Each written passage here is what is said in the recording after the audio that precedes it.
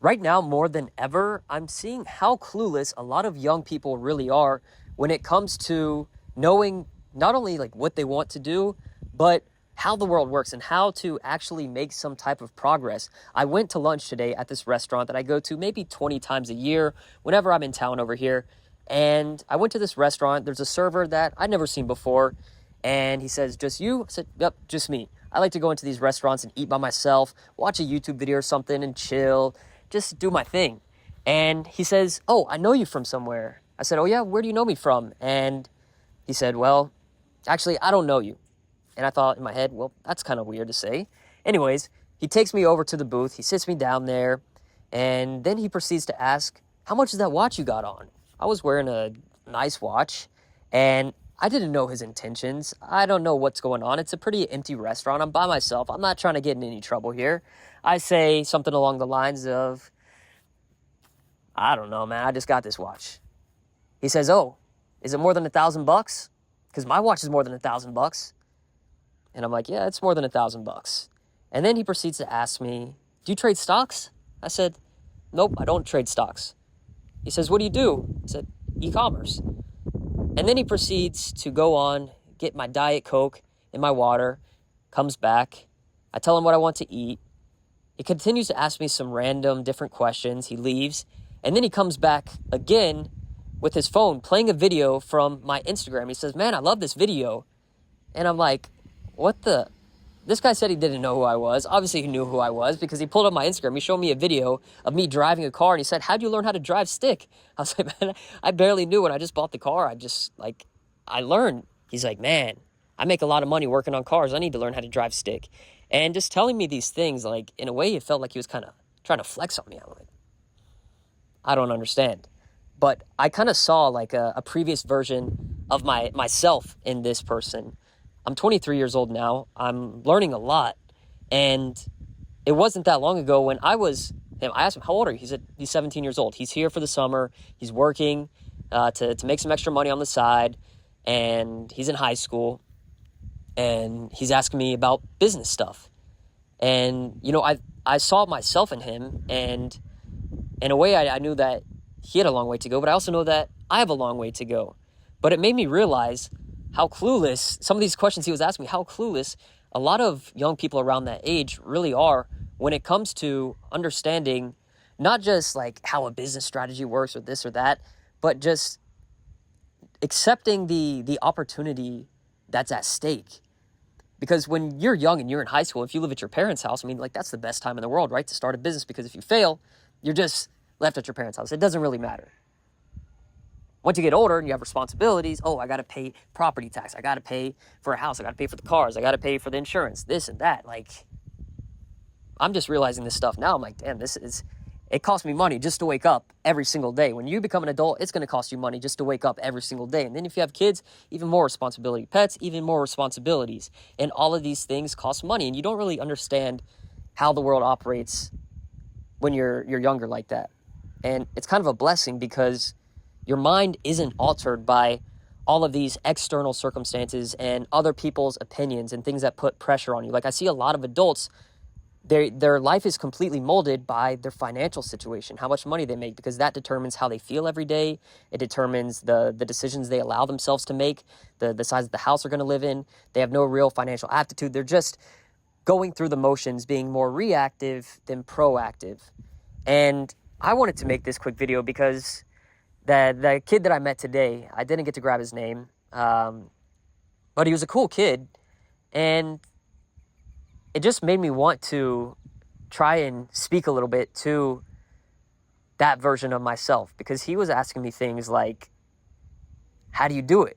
I was like, look, it's not like a snap of the finger. It's not a quick thing if you want to get results. He just saw the watch in the car and he's like, he wanted to like learn how to do this stuff, right? Like, that's how I got attracted to this stuff in the future, or in the past, was seeing freedom and seeing like people have cool stuff. I was like, this is so cool. Like, I always liked this stuff because I never had it. And it's so interesting to me. And so that's why I like kind of saw my old version of myself in that. But he was asking me like, "How do you open a business?" And he's like, and I was telling him like, look, it's not a quick thing. Like, it takes time. It's taken me years. Like, I've been doing this almost 10 years now, and just like trying things since I was in middle school. And now I'm like starting to, the last couple of years where I feel like I've been making actual progress. And he was telling me about how he's like, I'm only 17. Like, how do you open a business, like an LLC? I was telling him how I did it underage. But I was like that thing, that doesn't really matter. That's not a huge deal, to be honest. Like, a lot of people will think that in their first step to starting a company is opening an LLC, to like starting a business and making money. The first step is opening an LLC. But to me, that's like step number 8 or 9 or 10, because once you do that first thing, he was talking about how he wanted to do it, but his parents were saying like, it's a risk, it's a risk, it's a risk. I mean, like, what's a $100, $200 filing fee with your state? That's a risk. I mean, a couple $100, it's a risk to do it and then not do anything with that LLC is the bigger risk in reality. But like, just because you open an LLC doesn't really change anything. It doesn't mean anything if you don't actually have a product or service that you're going to sell. You don't have anything that you're going to market. Like, it doesn't matter if you have an LLC or not.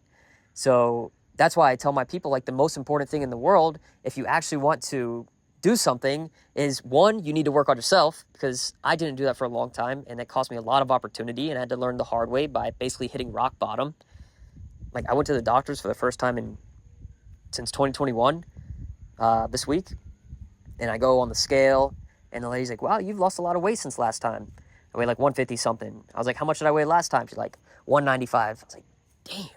I wanted to say I was a fat ass, but she was kind of big herself. I didn't want to hurt any feelings that day. But like, I put aside my health for so long, and that cost me a lot of opportunity, because I was then a bad business person. Like, I couldn't think straight. I couldn't operate straight. And that's not what I looked up to. And so for this kid, like, I'm thinking in my head, I'm like, man, this guy just needs to, one, work on himself and like learn how to communicate. Like, I would read the book first, How to Win Friends and Influence People. So that way I could actually listen to people instead of try to talk over them and try to flex on them and give them advice when you're the one asking for the questions and stuff. It's kind of a weird situation. And then second of all, like, if you want to start a business, the first step is not opening an LLC. It's deciding, what are you actually going to sell? Like, what is the business? What do you actually want to do? And how are you going to market it? Because it doesn't matter if you think of the best business name in the world. I used to do that, just scribbling on notebooks. Like, what's the best business name in the world that I could think of? And then I would think of a business name, but it didn't really matter, because what good does that do? That has nothing to do with the market or with making sales, like at the beginning stages. You just need to have an actual idea, product or service that you can start selling, and then actually start marketing it. Because I see this all the time with people like building their Shopify stores. They'll work on the color palette, they'll work on the logo and the name, and then they're like a month in and they're like, Tanner, I'm not making sales. What do I do? I'm like, bro, you got no people to your website. You got no traffic. You got no visitors. You don't even have a product up there. How do you expect yourself to make sales when nobody has even seen what you're selling, because you don't even have anything to sell in the first place and you aren't marketing? It just doesn't make any sense to me. But I understand now, like, I can empathize and not just say, oh, you're an idiot, you're stupid, but realize, like, it's just, you don't know what you don't know. Just as how there are many things that I don't know right now that I will know in the future that are going to allow for me to make massive quantum leaps in my journey and in my life. And that's why I think it's so important to at least realize these foundations. Like, I would never ask, if I wanted to trade stocks, for example, I wouldn't go and DM someone that I follow that's an expert trader, someone that I see, and say, hey, how do I trade stocks? Because I know they'll look at that DM and be like, oh, this is a retard, I'm not answering that. You know, like, if someone DMs me, how do I do dropshipping, or what is dropshipping, or what is digital dropshipping? Like, I don't really like to open it, because it doesn't make sense. Like, why are you going to ask me something that you could search and find the answer to in 10 seconds?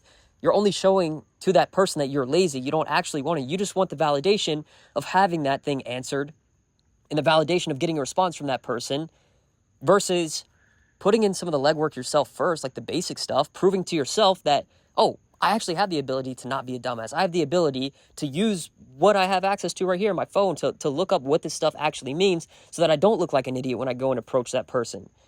Because I'm not going to be the type of person that's going to be an asshole to someone in person and think bad of them, because you never know who's going to be a success or not. Like, you really never know. Even if you think you do, you never know. People change. They learn new things. They build new habits. They learn. They do different things. So you never know. And I'm never one to shut someone else down. But I I've found myself guilty of this in the past too. Like, sometimes I go on Instagram and go to DM people and realize, like, I DM'd them, like, years ago, like, saying just something stupid that never got a response. I'm like, damn, that was stupid.